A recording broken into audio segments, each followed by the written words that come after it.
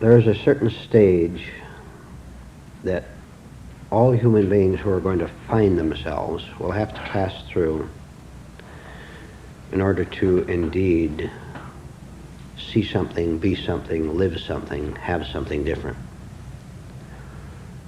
That stage is to see, without any doubt at all, settled 100%, that the visible world has nothing to give you. Now you're unaware, even as you're sitting here now, how much the visible world means to you. The visible world is proper on its own level, but we're going much, much deeper than that this morning.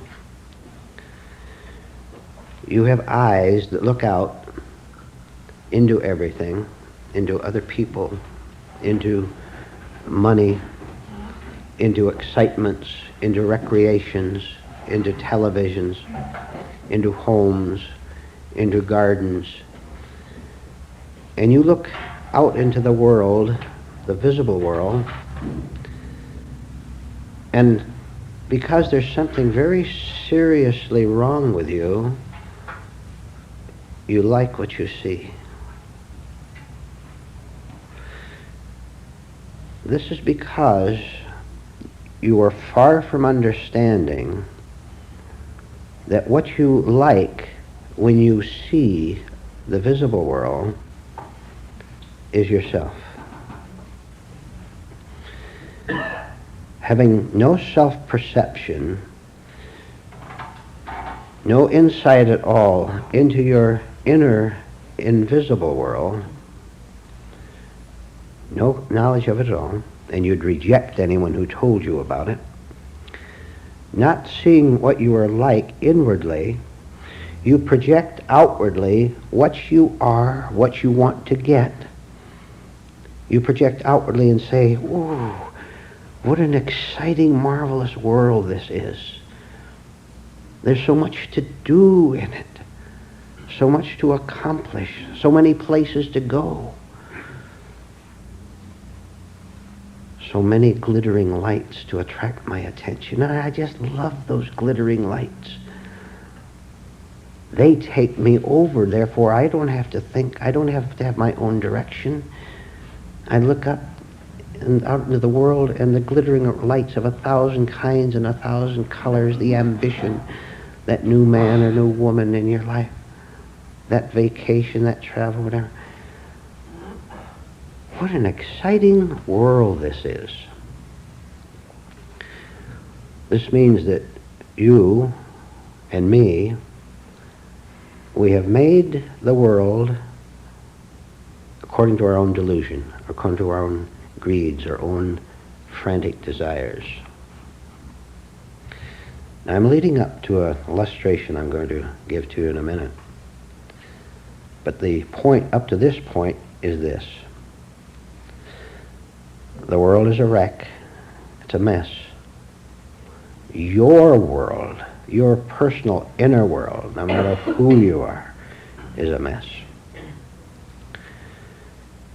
Not knowing this clearly, you take the problems, the turmoil, the hatred, you take that as glitter, as excitement, and you like it.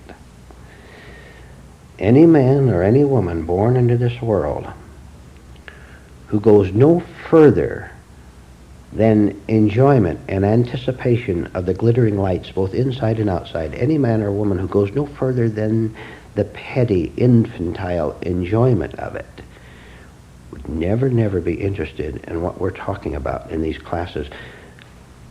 He or she will remain an atheist all his or her life, will remain lost, living by flattering and lying self-labels. So if there's ever going to be any correction in the human condition, it has to start with each one of us, me, you, each of us personally understanding why we as individuals went wrong, Therefore, why the individuals went wrong, and therefore the community goes wrong. The world goes wrong. The world's made up of you, of me, is it not? So you have contributed to your worry as to whether you're going to be financially secure when you're older. You and I have made the world what it is, in that we wonder whether there's going to be a food shortage in later years. We're concerned whether there's going to be another war that we'll get involved in, and whole cities of 5 million people will be blown up. We're worried because we look at the leaders of the world on television, and we're not that dumb. I'll tell you, we're not that dumb. We look at their faces, and we listen to their statements, and we know they're lying. We know they can't do anything about it. They can't change anything because they're part of it, just as we are.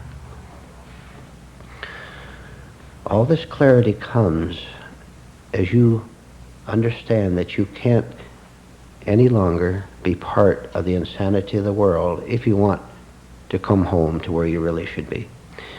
You have to leave it all together, and you leave it through just what we're doing now here together, understanding how we got into it in the first place. Now I'm going to tell you a story, an illustration, and you notice, please, how utterly clear it makes everything if you make the right connections, if you can simply see it, and you will.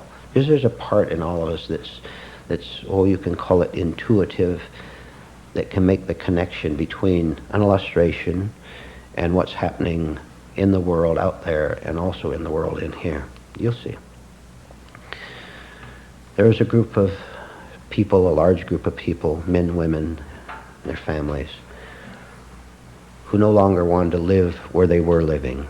So they set out as settlers into new country, unspoiled country. So they traveled for hundreds of miles looking for a right place to settle down.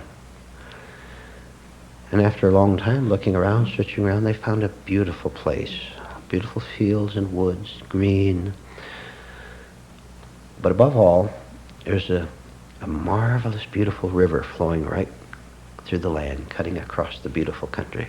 A large, wide, powerful river.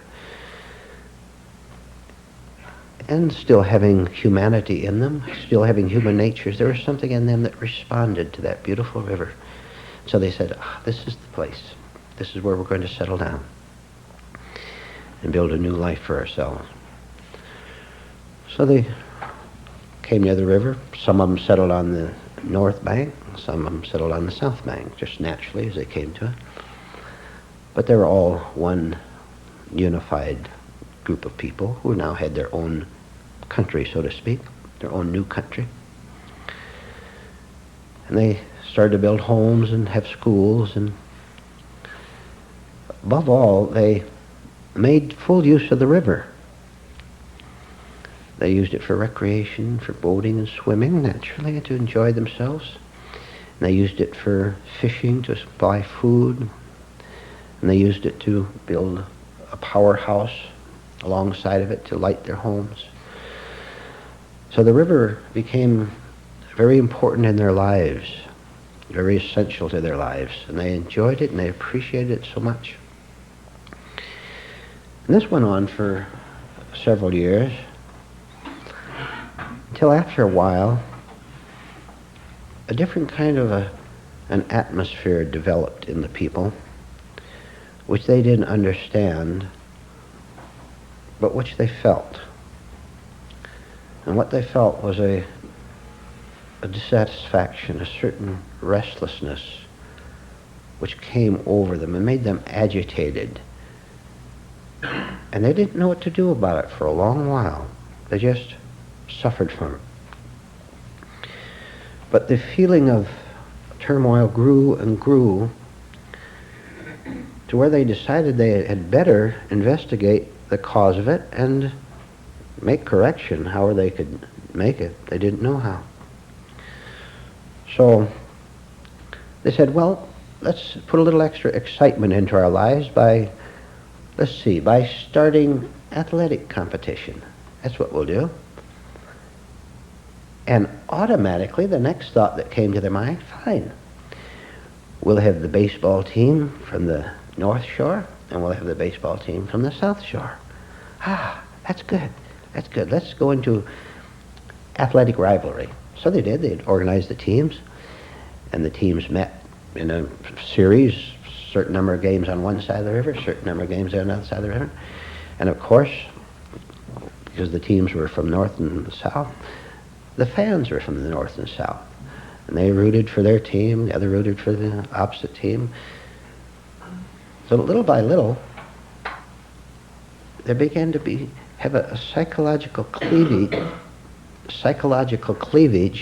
between the two teams. And more they began to call themselves the North Bank people and the South Bank people. But it didn't do anything to solve their nervousness. It just distracted them for a few afternoons and a few evenings to play baseball and to watch the game being played.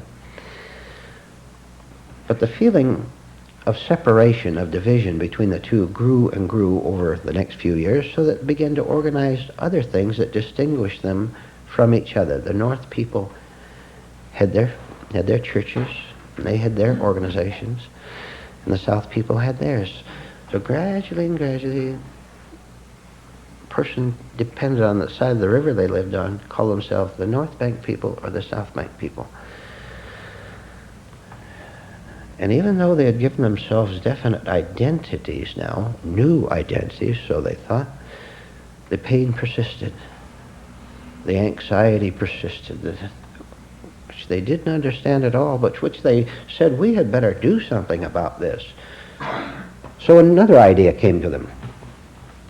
They decided that each side of the river would appoint 10 representatives, and they would come together and they would meet, 10 from the north, 10 from the south, 20 men and women getting together in a committee to talk over this problem, the strange problem of unhappiness. They couldn't understand. We're in a nice place. Look at this beautiful country we've come to.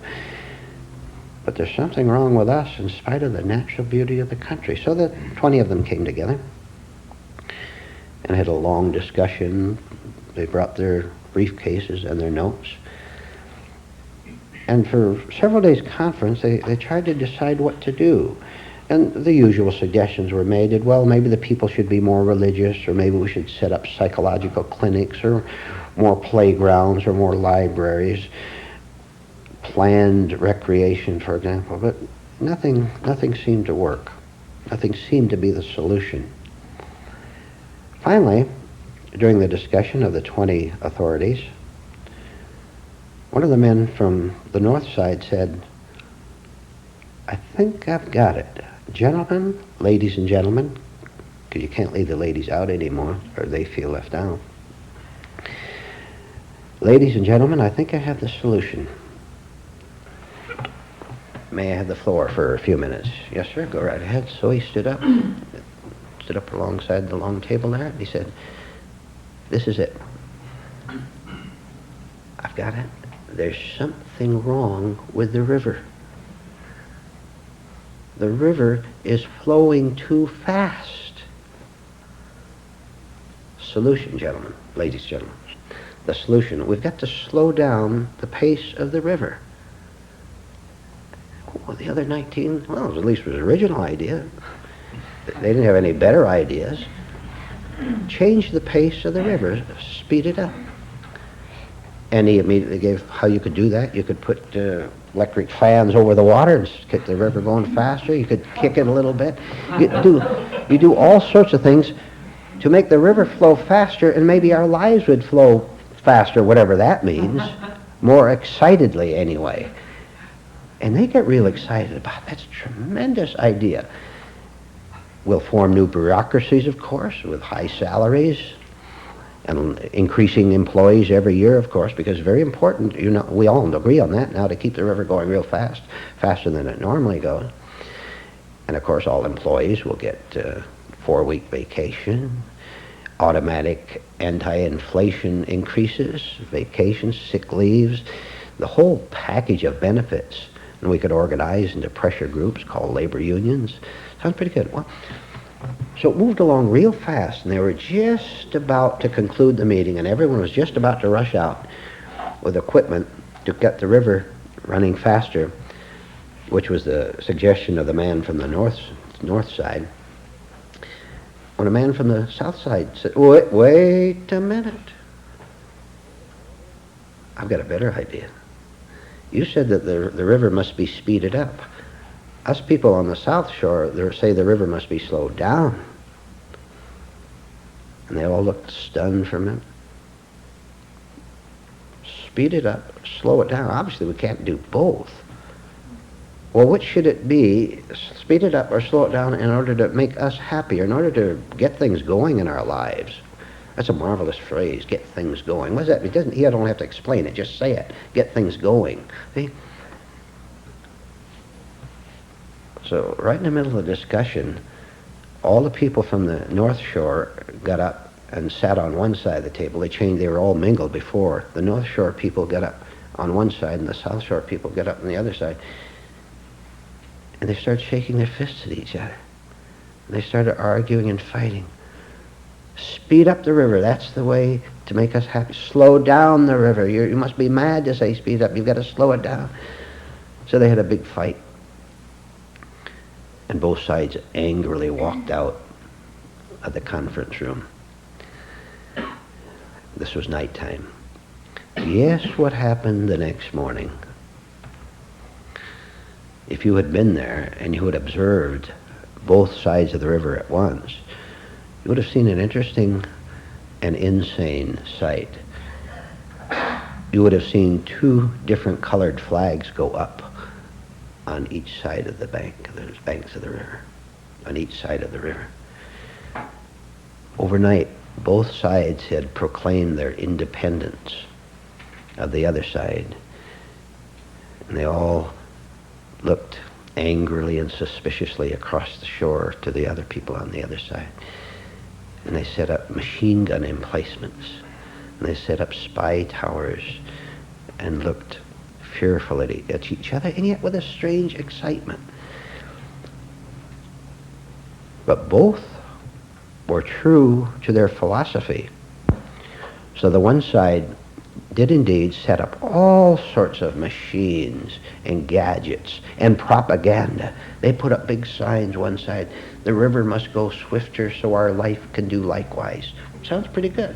Don't never explain, just say it.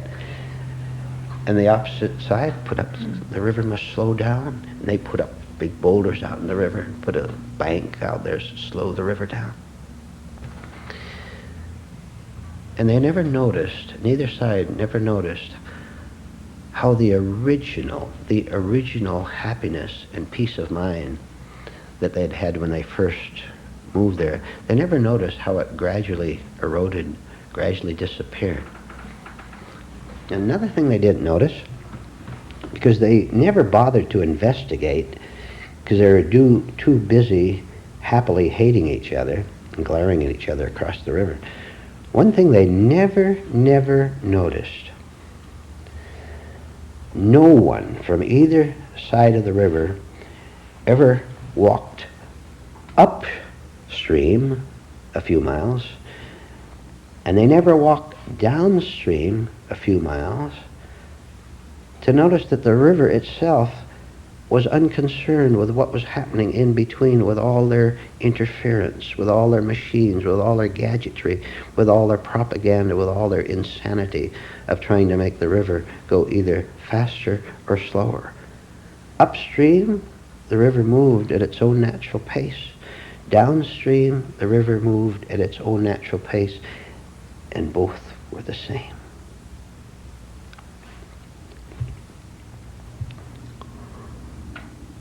Life is the river. The intellect, which always divides itself into opposites, into north and south, into make the river go faster or slower. The intellect of an unawakened human being, of a person who doesn't understand human nature and life itself. The intellect divides into two always. Look, haven't I given you now, will you agree that I've given you in summary form the whole horror history of human life on earth?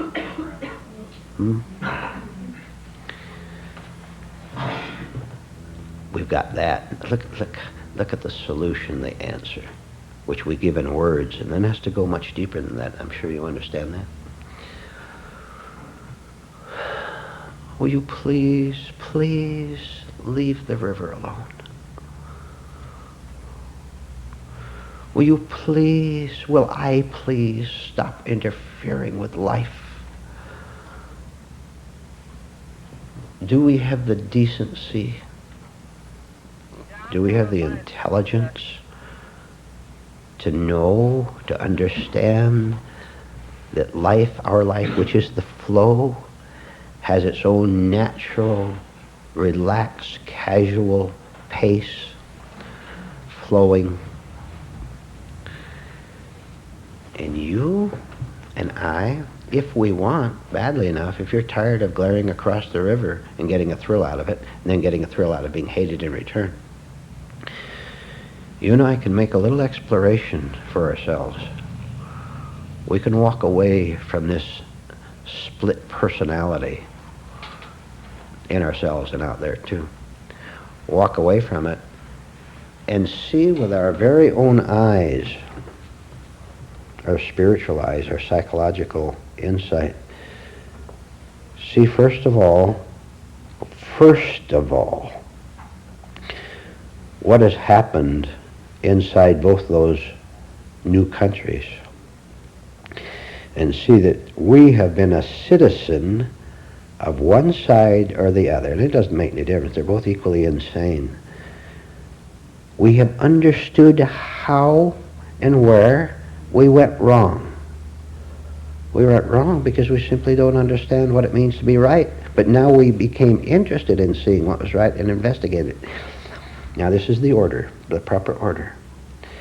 First, you, I, have to see indeed that we have been a part of the insanity of insisting that we improve on God. I'll use that word. That we improve on truth, that we improve on reality, whatever it means, by trying to make it go faster, or trying to make it go slower, trying to change things, trying to alter things for my personal benefit. It's never going to work, and it never has. It's all pure insanity arising from a lack of understanding of how our egotism wants to be the center of everything. As the self-glorified self begins to fade with the understanding of what you've heard this morning, there then, after seeing it, after living right in the middle of one of those two countries, after comprehending it, a certain urge which does not come from either country, a certain urge will arise in you to begin to see how the river was before the madmen tried to change it. One upstream, a little bit upstream, trying to make it go faster, and the people below it trying to make it go slower, both equally mad. But now I have the urge to go beyond both of these opposites to see how it flows all by itself without any interference from the human mind. That urge will take you out of the center of your own present psychological country. And you're going to have to go through the streets and pass by people, and they're going to ask you where you're going. And when you tell them that you want to investigate how the river flows naturally, they're going to lie to you and say, you must be mad. Take a look out to where we've got all our fans and machines and paddles. That's how it flows naturally. You can't believe them, can you? Not anymore. Because you've seen what that unnaturalness has done to your life. You now know why you were restless, because you were believing in delusion. So you have to walk by everybody in that village, all your relatives, your best friends, your advisors. Not only that, but psychologically, spiritually, you have to leave everything behind. You're going to have to leave your home, spiritually speaking. You're going to have to leave all your possessions, all your money, all your so-called respectability, your so-called reputation.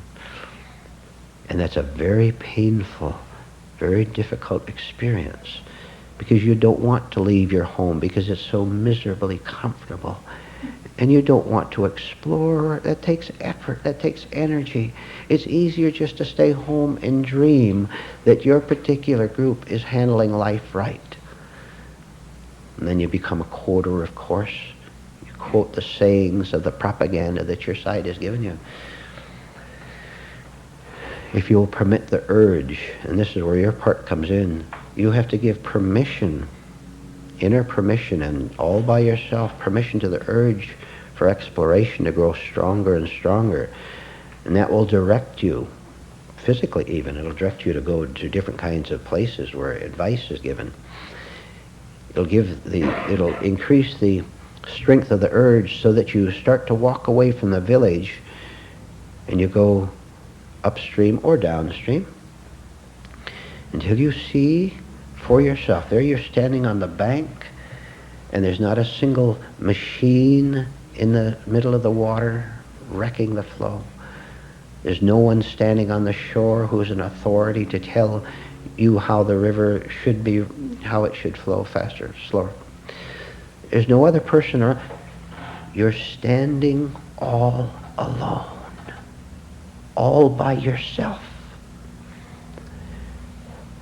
And at the start, this is scary. You're not used to this. You're used to having the team on your side, aren't you? Someone to root for. But as you stand there and you look out,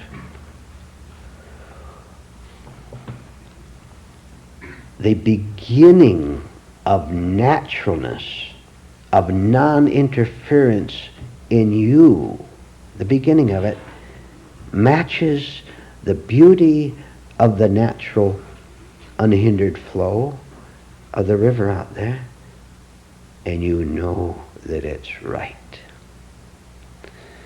You know you've come to the right place. Now you know absolutely, as I said earlier, without doubt, that the world is insane. Trying to change the economic system. What should we do to cure inflation? And it's 50-50, isn't it? It divides. Speed up the economy, slow down the economy. Insanity. Competing religions, competing philosophies, competing economic systems, the whole thing.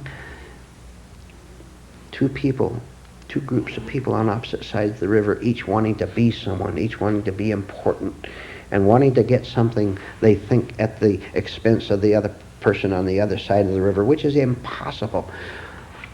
All you can get is money. You can get that. All you can get is a little fame. All you can get is a little excitement, a little self-importance. And you're still scared. You don't know what life is all about. Then, are there volunteers in this room or listening to this cassette tape? Are there volunteers to take a little walk? To have the courage to turn away from all those people who are making the world the wreck that it is, and to make a little exploration for yourself, so that you walk up and you know, you don't need your wife to agree to you when you're standing way up the river where it's flowing naturally. You don't need the agreement of your wife or of your husband or of any book or of any tape. You don't need anyone to tell you you're in the right place. You know it. all by yourself, and no one could ever kid you anymore. Because it's coming from, that assurance is coming from a much higher source than your own divided intellect. It's coming from truth itself. Shall we conclude? Stop interfering with life. Stop thinking that you know how to correct it. Stop thinking that any group or organization of any kind knows how to correct it. They don't know. And when you tell them that they don't know, watch how angry they get. Why are you, sir or madam, why do you get so upset when I tell you you don't know? If you really knew, you wouldn't get upset when I told you that, because you would know from yourself that you really know. The reason you get nervous and critical, and the reason you sneer, and the reason you give yourself away is because you really don't know. Let's take a walk and look and see for ourselves what is true, what is natural. Key phrase: leave your life alone. Stop intellectually interfering with it. Then if the rest of the world wants to continue with its division, with its splitting, with its madness, let them go. Let them stay in their cities, divided, split inside and outside. Let them have that. We're going to take a walk and see for ourselves and live naturally and happily. We'll take a 10-minute break and you will be called back. Your problem is that you care what happens to you. Now you nod your heads and agree that you understand that you care what happens to you. So the idea is all that's operating so far. The whole life certainly isn't knowing it, isn't expressing it. There's no whole comprehension of the fact that you don't have to be concerned with what happens to you. Oh, what a beautiful thought just went out into the room. I don't have to be concerned with myself. Oh, that's marvelous. Wouldn't it be better if you lived it, if you saw it so deeply that your daily thoughts and your actions, your motives were different? Where you lived as if you understood what it means, because you do. So that you can look out into the world, no matter what the world does, whatever comes to you or what doesn't come to you, you do indeed know that beautiful phrase that all is well. Because it can't be any other way. It can't be any other way to a person who's really rooted, who's founded, whose base is the self-knowledge that he has only one single existence, one single eternal existence, which he knows wordlessly. There's no connection at all. There is no connection at all between his spirit and between that incident that happened an hour ago, or that world-shaking events that are happening all around him. He looks at it and he knows, she knows, that they're not a part of him. Therefore, how can they shake them? You shake and you tremble and you look for help somewhere, always in the wrong direction, of course, because you have no certainty in yourself. Boy, girl, can you talk good philosophy? You've got all the answers, haven't you, No one can catch you without an answer, whether it's religion or philosophy or about how to live your life. Way deep buried inside of you is the terrible thing. And that terrible thing is called a quick answer.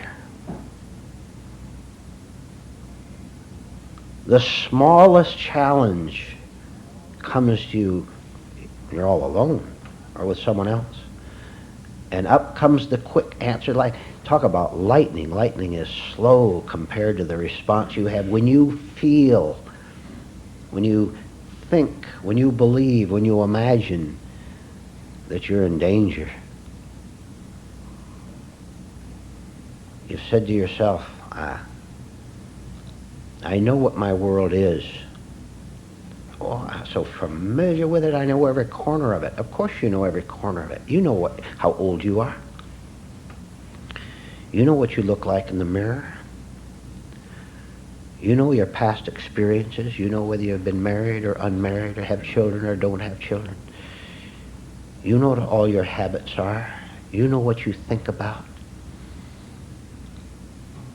This is my world, and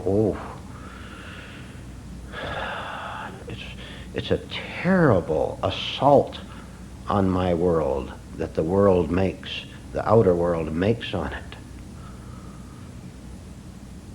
I've got to find some way. I don't know what to do, but I've got to find some way to keep myself shielded from, now let's see, 1 to 1,000 points. To keep myself protected from getting hurt, from having my moralities questioned,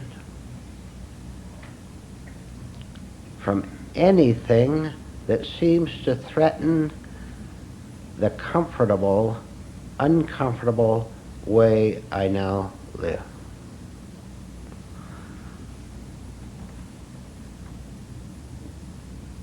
A person living in this state of the protection of the one and only miserable world he knows, that person, and you can ask yourself now as I'm talking whether the following applies to you or not.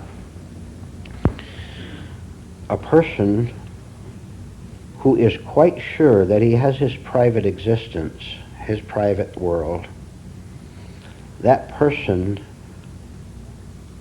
will murder, he will slander, he will hurt anyone and everyone because he's so desperate, because he, quote mark, knows for sure, end quote,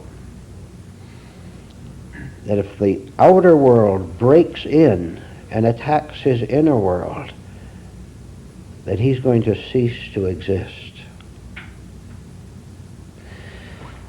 Maybe you can see why there's so much violence outward in the form of crime and war. So much inner violence, hatred, hostility, attacking people, demanding your rights, demanding your ways. Maybe you can now see why, and try to connect the last 2 or 3 thoughts that I've given you. See this, it'll help you so much. It'll help you understand why you cling to self-defense and therefore other offense. Now listen, this is a very key thought. Having believed in the lie that the thought world I live in, having unconsciously believed the lie that it is a true world, a necessary world, a personal world, a permanent world, a good world, a right world. Having taken that as a fact, although it's a lie, this business of having any decency, of having any kindness, of having any gentleness, of having any understanding, this morality business has no connection with me at all. A person who desperately, and you're all desperate, and so is everyone out there, a person who desperately defends the lie of his personal world will do anything. There's nothing too low, nothing too mad, nothing too treacherous for that person to do in order to preserve the illusion that he is who he imagines he is. Now go back to another thought that I just brought up. Everything that is wrong with this world, religious hypocrisy, everything wrong with this world comes out of the fact that a person living from delusion takes as real and refuses to investigate its unreality. Therefore, he is forced to kill, to snap at people, to be financially greedy, to take great pleasure in gaining material goods, in quoting the Bible. Such a person will take great pleasure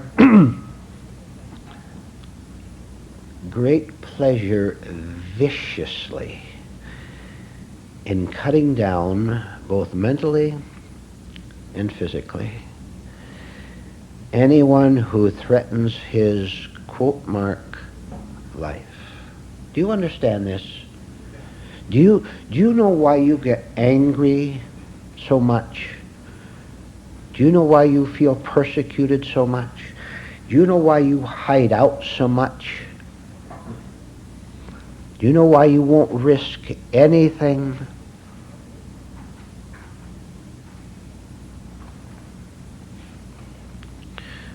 How curious.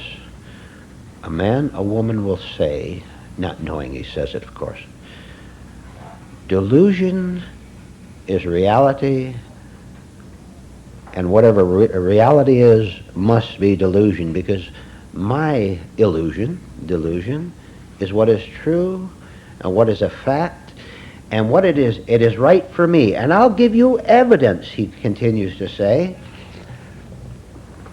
that I'm living in health and everyone else is living in mental sickness.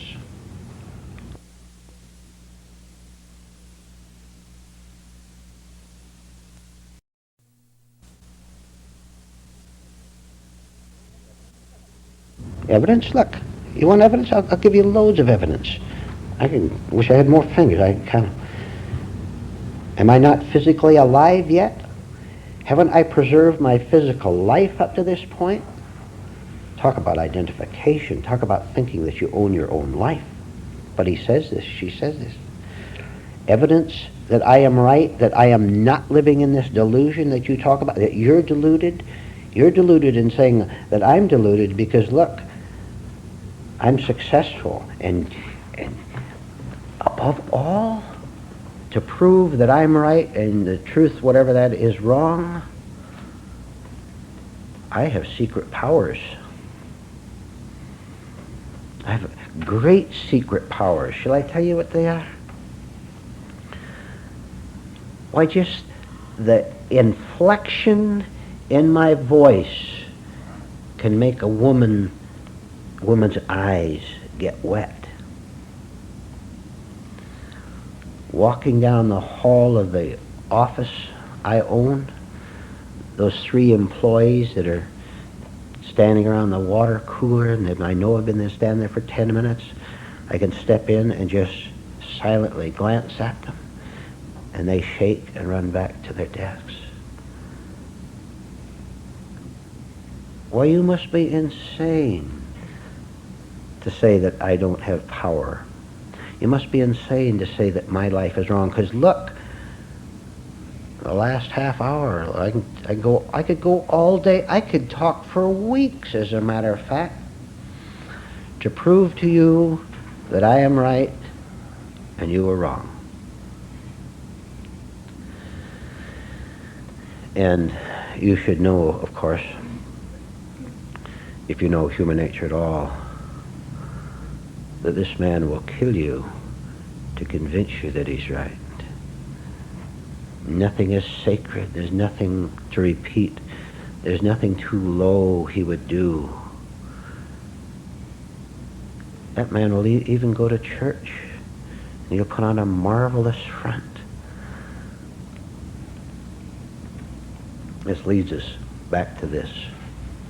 Now, I'm talking about you in this room. Some students you are.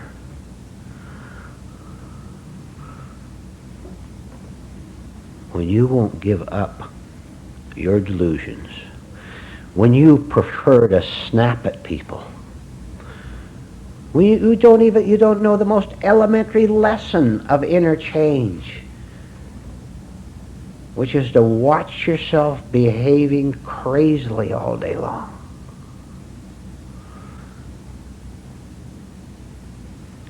Would you agree with me on the following statement? Would you agree with me that to be afraid of anyone, any other human being, is a sign of insanity?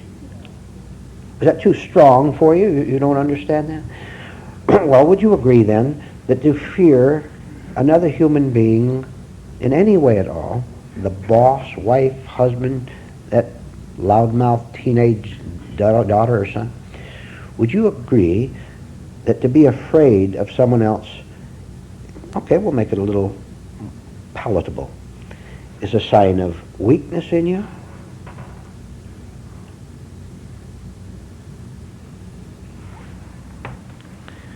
Maybe, just maybe then, some of you in this room are beginning to suspect the awful truth that you're so mad that you have 1,000 miles to go, and you won't do what I tell you to do to get going faster.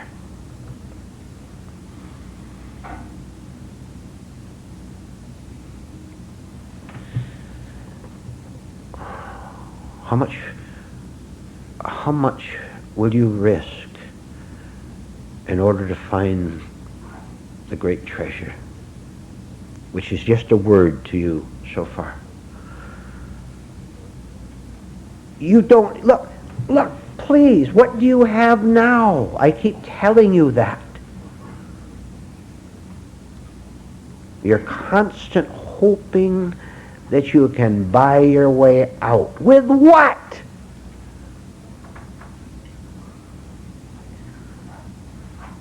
You ladies think that giving a man sex is going to give you something. You men think that getting a woman in your home and taking care of her, that's going to give you something. You parents try to buy your children.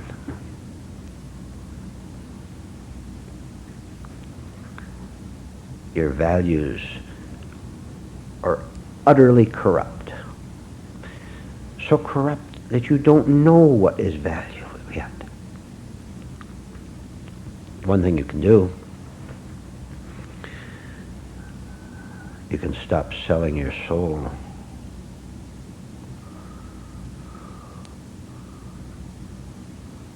You can stop hoping for a reward from the wrong place.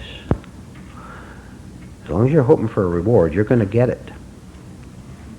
And what you're going to get is just a little bit different variation of every other reward you've ever had, including one of excitement. Now things are going to change. Now they're going to be different. When are you going to learn? There is just one freedom. Now I'll tell you what that freedom is. I'll gesture around the room to make it clearer. It's this gentleman's freedom, or this lady's, or this lady's, or this gentleman's. You see, the word individuality has its place, as long as you're using it correctly, consciously. The word personal. I've asked you many times, what is the source of your present shaky happiness? And what would happen to that shaky happiness if its source was taken away? If you lost your employment, you lost your friend, you lost your health, you lost your youthfulness, you lost your security in some kind. See, you're not getting it. I'm telling you, you're not understanding at all what we've been trying to get over to you all these months and years. If you don't have security, I'll rephrase that. If your security comes from any other place but your own sitting back like this and knowing, you have condemned yourself to spend the next year, the next 5 years, 10 years, however long, in shaking and looking frantically around for a person or an organization or a philosophy or a geographical location or an entertainment. Wouldn't you agree that it's a terrible thing to doom yourself looking for something that doesn't exist? Can you think of something more horrible than that? Especially when there's a sensing inside of you that you're not going to find it. Wisdom starts when you suspect that you're never going to find what you're looking for, the way you're presently looking. Suspect that you're never going to find it, and go all the way, I said all the way to the end of that thought, so far to the end of it that there's no longer a thinker. Oh, have you come a long ways. So when there's no longer someone in here thinking and hoping for rescue, for help, for a different feeling, for happiness, when you've come to the end of the searcher, when you come to the end of the searcher, also you must come to an end of the search. Thank heaven for that. Thank heaven I can give up. I don't have to get up in the morning and go through the whole day straining anymore. I don't have to look around nervously and eagerly for that little grain of approval from someone, for that phone call or letter or that raise or that familiar scene or that dinner or whatever it might be.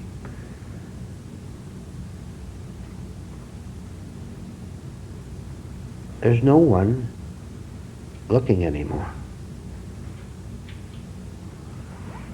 When you reach this stage, the sunshine will be fully bright. The skies will be clear so that you can see. And what you'll see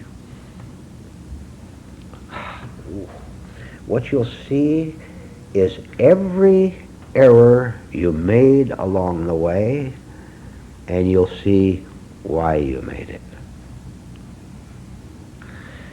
What you'll see, there'll be hundreds of things, but what you'll see principally is this.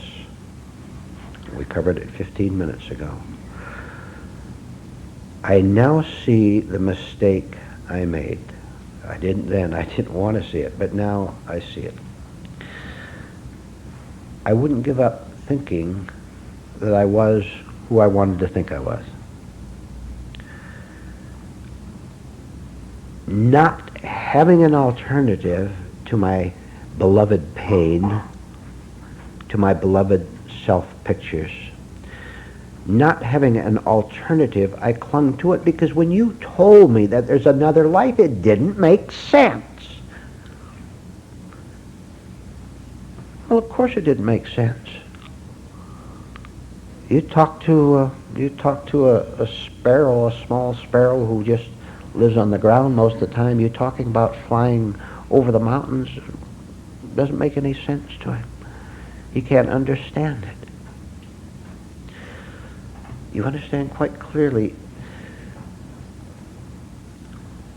One emotion dominated your refusal to give up your imaginary self. You know what that is? It's fear. And out of that came everything else. Hostility, shouting, the greed we talked about. Solution. All right, here's where we are now. I have to do something that I don't understand very well.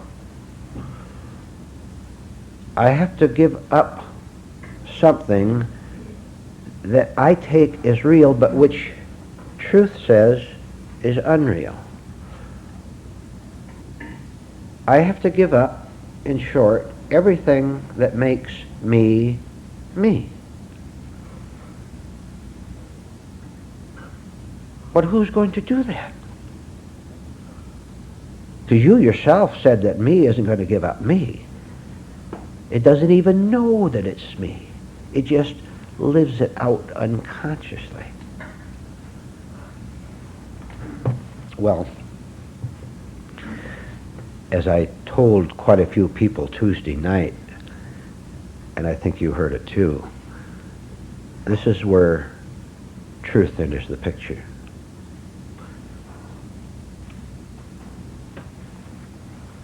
But you also said, I don't know what truth is. I don't know who God is. That's right. Are we blocked? No. There is a part of every one of us in this room who's working. There is a part of understanding that can say, I'll give up. But this, I understand it. What does that mean? It means that when the next time I try to think my way out, I won't do it. I won't do it because I'm going to catch myself red-handed trying to think my way out of a tough situation, a crisis. I don't have any money. Nobody likes me. The whole world is going wrong. And I used to lose myself in the TV show or in hatred. I used to revive my illusory life with bitterness, with blabbermouthery.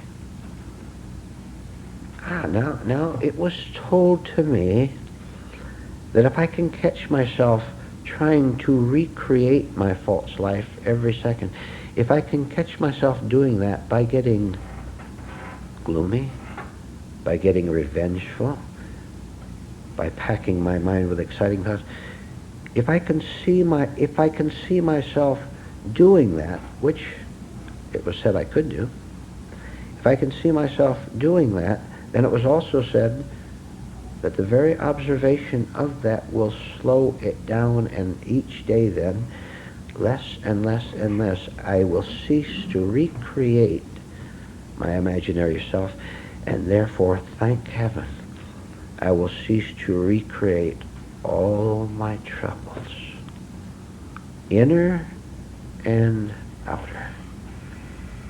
Now it makes sense. Something makes a lot of sense to me now. And here's what makes sense to me. I and my griefs are one.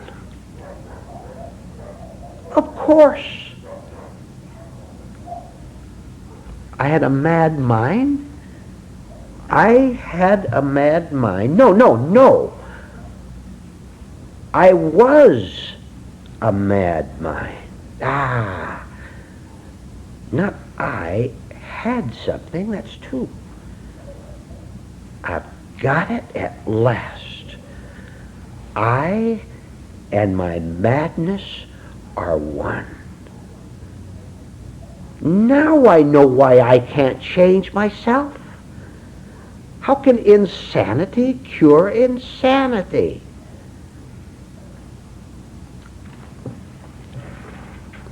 But there's something inside me called a student. And the student has detected that stupendous fact that I can't do anything about my insanity because that's that's all I am, that's all I have. But especially, that's all I am. I am insanity.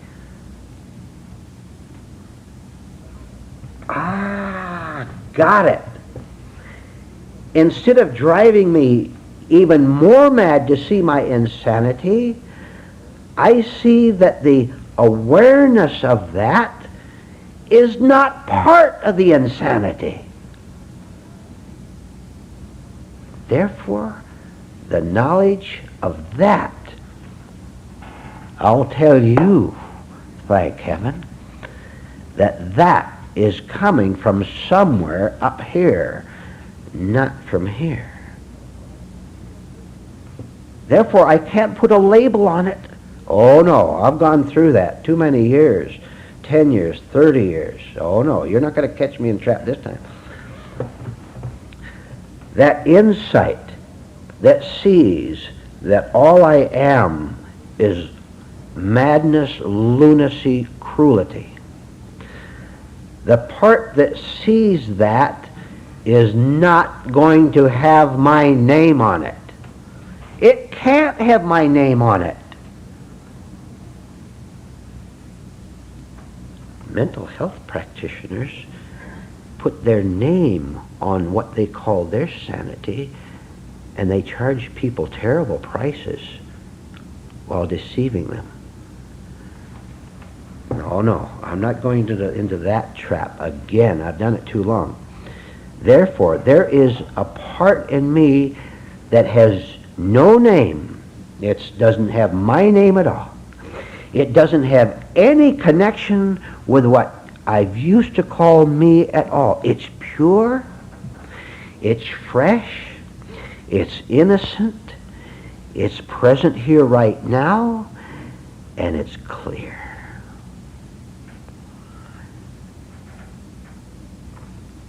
That is what it means to give up my old nature, to see the old nature, to see it, and that seeing is the sanity, and that seeing, that understanding, that insight is the new nature, but the new nature is timeless.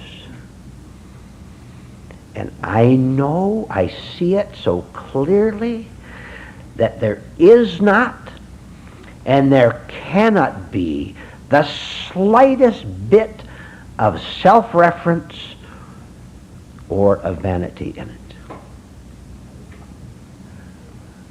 I was vain, but this is not me. I know that now.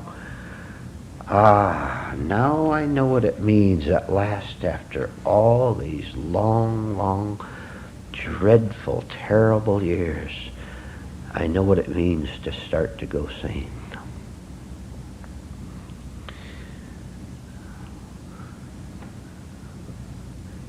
Now I know who to thank.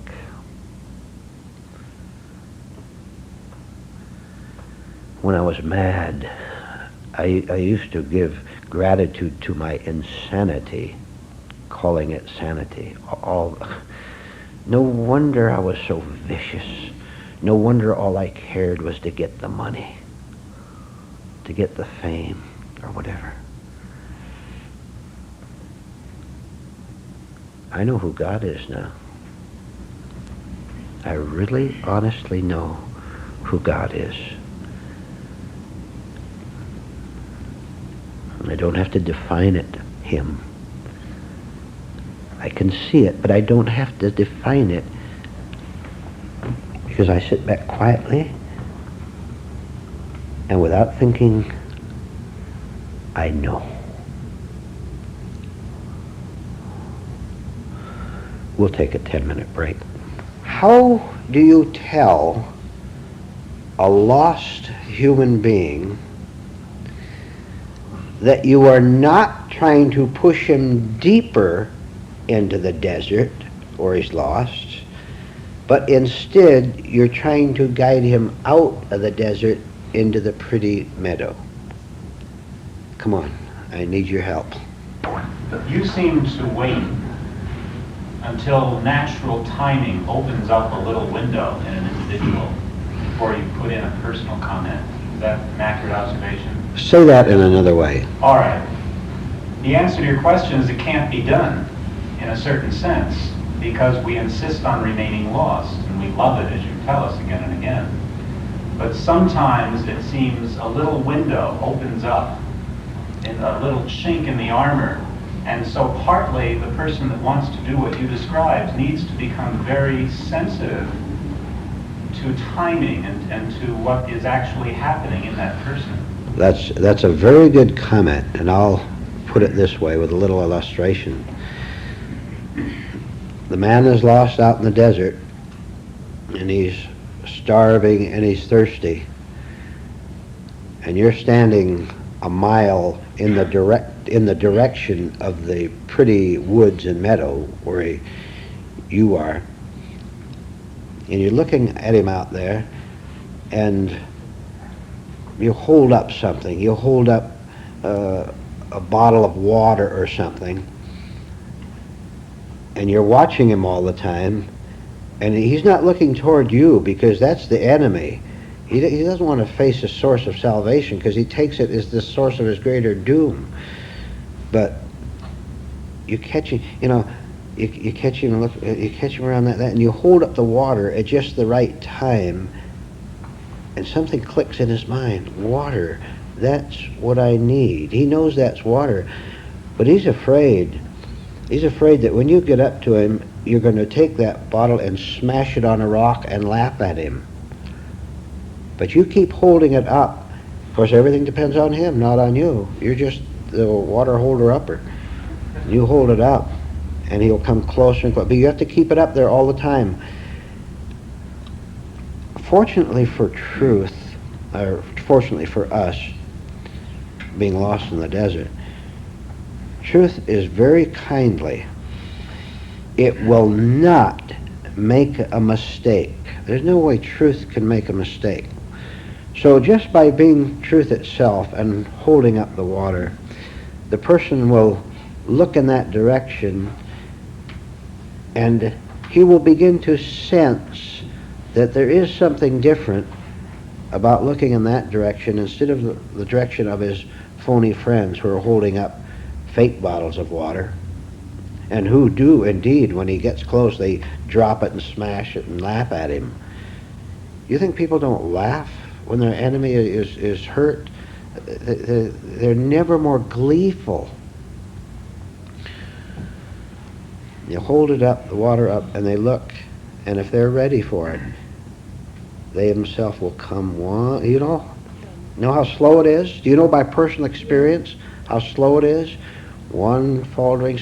Boy, I'll tell you, you're absolutely sure, aren't we, that man is a faker, that he's smiling fakely, and when we get up there to get that water, he's going to smash it down and laugh at us, and we can't take that anymore. It's happened a million times. But as he comes closer, see, it's up to the lost person. As he walks closer and closer, he can see the difference because he's done his part. He is developing his recognition of truth when he sees it. And it begins to dawn on him when he's 100 yards away, say, it's beginning to dawn on him that that bottle of water waiting for him, that man waiting for him over there, there's absolutely, definitely something different in that than all those charlatans over there who lured him on and then laughed at him. He knows there's something different. Gradually, he'll go faster and faster. Do any of you know what I'm talking about by personal experience? A little bit, at least? Sure.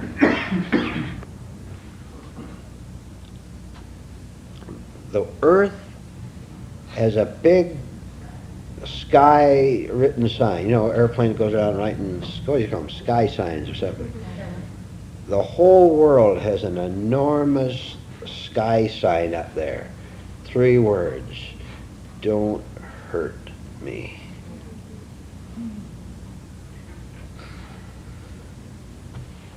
If you're going to continue to live in the world you're in, you're going to get hurt. Your prayer is stupid. What do you mean, don't hurt me? The world can't do anything but hurt you, just like you're hurting everyone else.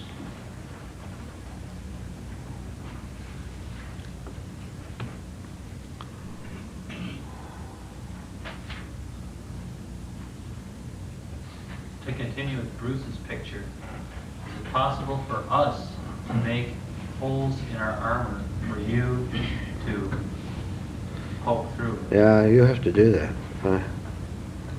I will tell you a personal story. You sparked it off. This is both humorous and very serious because I learned something from it.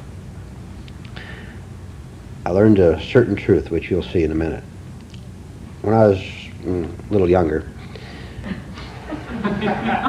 well, when you were a little younger, the whole family went back from California, where we lived, to New England, Massachusetts, and New Hampshire on a trip.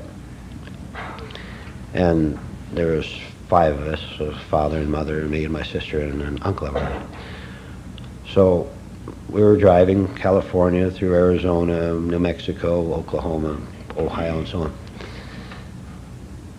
And it suddenly occurred to me for the first time that there is such a thing as states. Missouri, Indiana, Pennsylvania. It was clear because you go along the highway and you Missouri, hey, that's something I saw on a map in school. Hey, it's actually a sign. It's a state.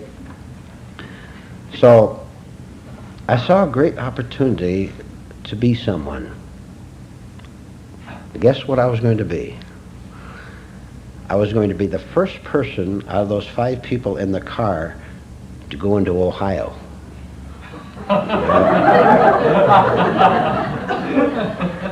Now, how do you do that? I'll tell you how you get to be the first person of all 5 people in the car to enter Ohio. You get in the front seat of the car and you lean real far. Huh? The old brain was working, hey? So naturally, I'd be the first in. My parents sitting back like that, they're second and third, right? I was somebody. Now, of course, hey, I was the first in Indiana. How do you like that? So that went on for several states, and I got to be pretty important, right? All the time I was watching myself behave like a little idiot, but I was enjoying it. So finally, one night, we were driving at night, and I got sleepy, and so, but I felt as if my reputation of being the first in every state was at stake. And I figured if I went to sleep, I wouldn't know enough to lean forward, see? So I told my mother, I said, or father too, I said, now look, I'm going to fall asleep.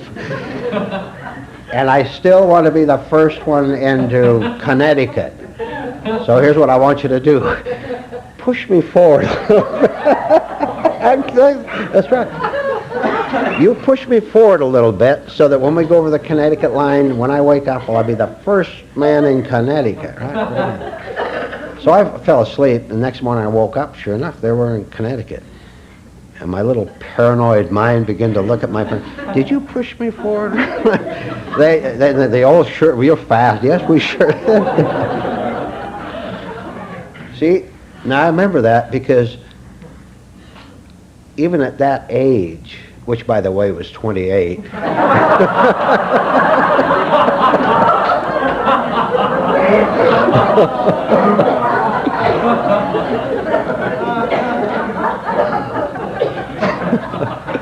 even at that age, I began to watch myself in action and see that I wanted to be first. I wanted to be someone. Now, you asked for it.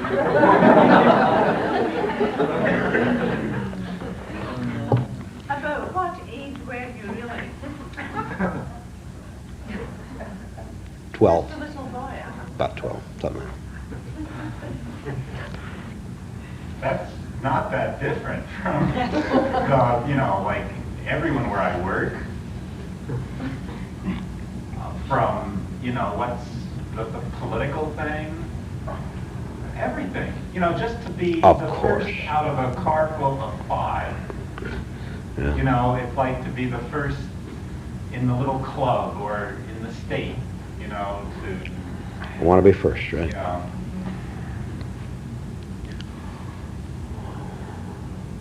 I observed some real human pain yesterday. A very young woman who's very well off sat in a distance in a restaurant where I worked. And it was quite crowded in there, and very loudly she talked about herself. And among other things she says, oh, I was so depressed.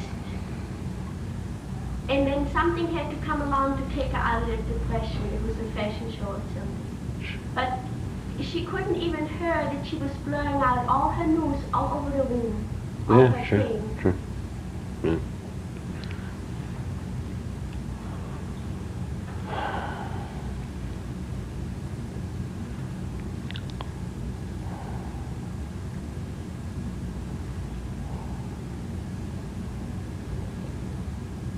Vernon, when you spoke of what really is our breakthrough is when we can slow enough down and sit back and observe our whole insanity, that is really a breakthrough. Yeah, sure, sure. See, when we're insane, one insane thought is that we're not insane, right? Yeah. Another insane thought is that, well, maybe I'm a little confused. He will always minimize it. Maybe I'm a little bit mixed up, but I'll straighten that out. I'll read a psychology book or do something to straighten my mind out. It's only when we give up trying to do something about our insanity that we begin to be sane, because the person trying to do something is part of the whole insane mind. Therefore, there's self-deception there that won't change anything. Do you know how much work is involved in this? Do you know how long some of you have been coming to this class and how little you've really changed? You know that, don't you? Do you know what sour emotions took you over today? And some of you have been coming for a long, long time, don't you? All right, now that's not to discourage you. And I've said this before, but I'll repeat it. It's not to discourage you, but to abolish all self-deception as to the ease of the task. It's so easy. People think that they come in, so new people come into this room and they go out, and it's so easy. They've already done it. Oh, that man is saying things I've known for years. Oh, I've done that. I know what self-awareness is. I'm aware of myself all day. And he falls down the steps. It's hard for people in the world to see that recognizing, a negativity in yourself is really a positive, or it's good. People are so terrified at being honest about the way they feel, for example. See, they call that being They call that bad. See, if they see that they're madly jealous of someone, they get the very faint glimpse of it, and they say, "Oh, it's not Christian, or it's not good to have bad feeling. Therefore, I'll push it away. Ah, now I'm good." See, they've simply pushed it away, and it'll come back again. They don't see what they're doing to themselves by a lack of self-honesty. Loud. You know, Vernon, Louder, please. I think that if we actually saw in total, the dark forces that are at work against our true nature, the nature of truth, I think it would just simply drive us out of our minds. If you saw them all at once, it would. Look, you have to explore hell with all its satanic imps, one slow step at a time. You have to explore it. If you saw it all at once, if all of a sudden the gates flew open and you could see all those horrible creatures in there, which are in here, and in there too, you would indeed go mad. You would go insane. You wouldn't be able to take it. Jim? The big problem is that society always is asking the question, all right, what progress are you making? In other words, are you making more money? Are things working better? And when it doesn't go that way, then they say, well, there's nothing there for me. Well, what do you value? What does the world value? You have your values, which is to cease to be mad, to cease to be useless. Aren't we useless when we're mad? And when we're 100% useless, we thought we're terribly useful. We should run for Congress. We're so great, huh? All great people are useless. Politically great, religiously great, like that.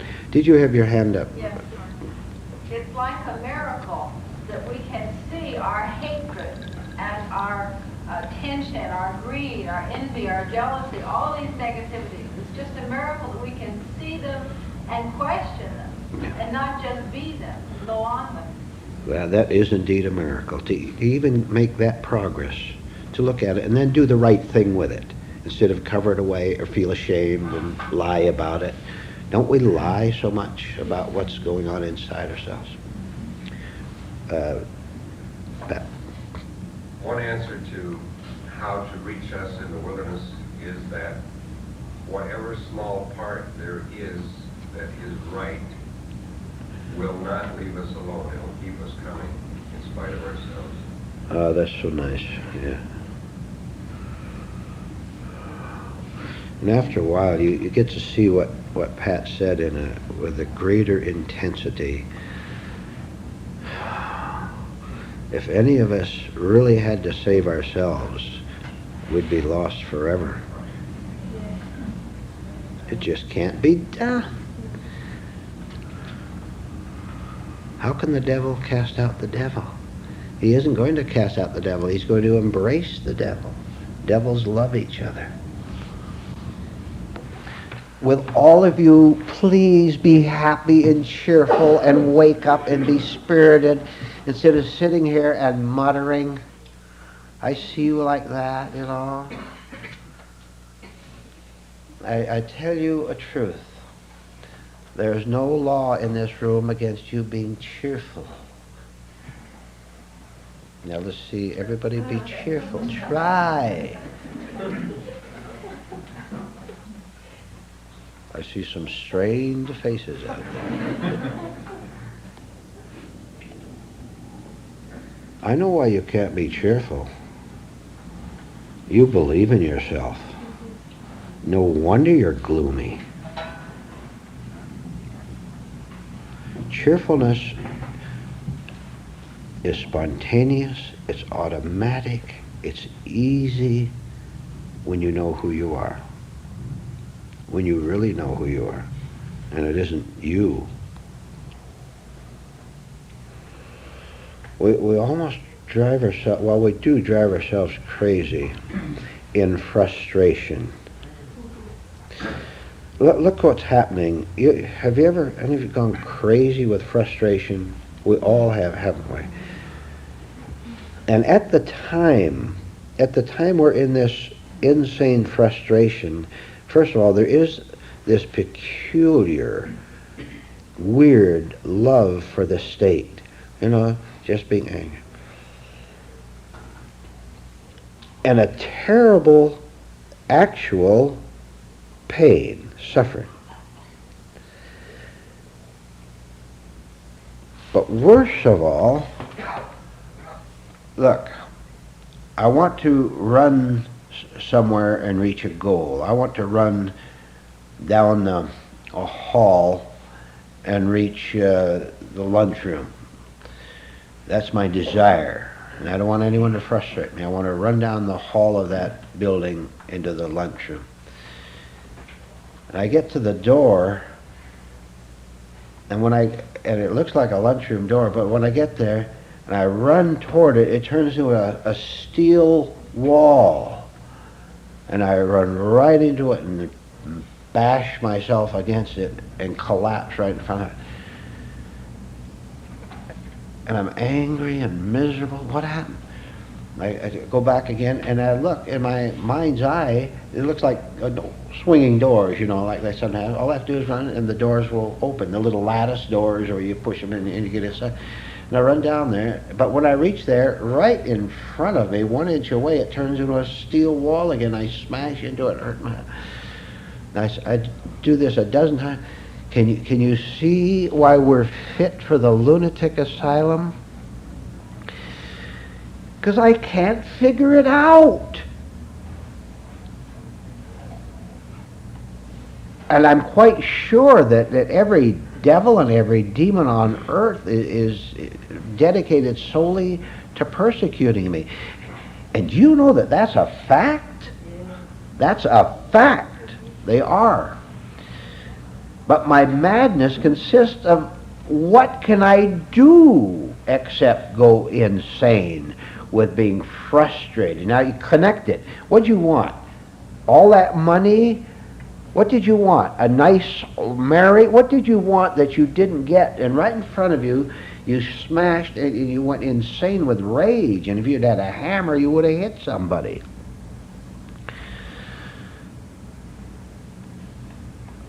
How did any of us ever get in this room?